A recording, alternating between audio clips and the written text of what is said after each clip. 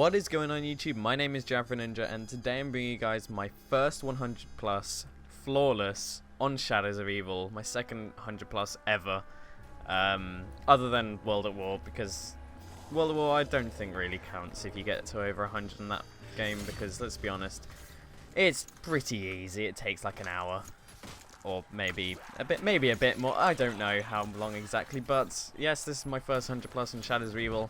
I use the perk strat up at the Canals district, and I only took one down in this game, and that was on wave 102, which you're going to see at the end of the video. So if you want to see that, then you can maybe skip there, or you can watch the strategy that I used. I didn't use Zombie Records rules or whatever, because they tell you not to use the flag step to get max ammos, but I really don't. I can't be bothered, so I just used that to get max ammos whenever I needed it. And using the strat, you really need Widow's Wine. If you don't know the strat, I'll give you like a brief overview. You keep the door to the train station stop place. You keep that door shut, and then you just train around in a little U, or maybe sometimes do a little circle, depending on what the situation is. And keep your Widow's Wine grenades. If you run out, go and get a max ammo. It's quite easy to get a max ammo. You see later in the gameplay me doing that to get the max ammo. And my only down that I took during the game, which was on 102, I did quit out on 103 a few minutes later. The only down I took was because I ran out of Widow's Wine grenades. So they are very useful, and you definitely need them for the gameplay and to actually even get anywhere on this map. And well, we're using this strategy anyway. I used the ray gun to deal with meatballs, and then deal with the Magua. Don't show killing the Magua in this gameplay, simply because you should really know how to do it. You just run down into the rift as soon as it's the Magua around, and just deal with them down there. It's quite easy, and then run back up once you dealt with them. Magua's only spawned in 5 to 6 rounds now, so this run was a lot easier than it would have been maybe like 2 months ago, 3 months ago. So I'm kind of happy with it anyway. So currently I'm going for another 100 plus on the Giant. I'm wave 70. The day before this gameplay that I got, that you're watching right now, I got to 97 on the Giant. So I'm going for 100 on that, and then I've had 100 on the Eisendracher as well. I'll probably do that again and try and go for a higher round. Maybe like 115, because 115, you know. And then I'll probably go for 100 on Zetsuba at some point. Not too confident on the map, and the same with Gorod Krovi. I'll probably go for 100 on that map as well. Not too confident on that as well. Simply because of these smaller bosses that they're slowly introducing, like the Mangler and the Thrasher.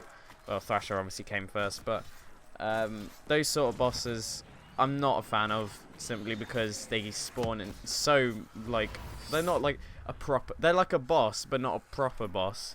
So they're not like they come on a specific round, they just come throughout a round and just happen, and I don't particularly like that, especially with the Thrasher, simply because they're a really buggy boss, and I really don't understand how they haven't patched any of it. But anyway, I hope you enjoy the gameplay. I'll stop rambling for now, and I'll let you watch the rest of the gameplay. I show me completing round 100 and all that good stuff, and I'll probably go and try and beat this at some point when I can be bothered. So thank you guys for watching, and I will see you in another video.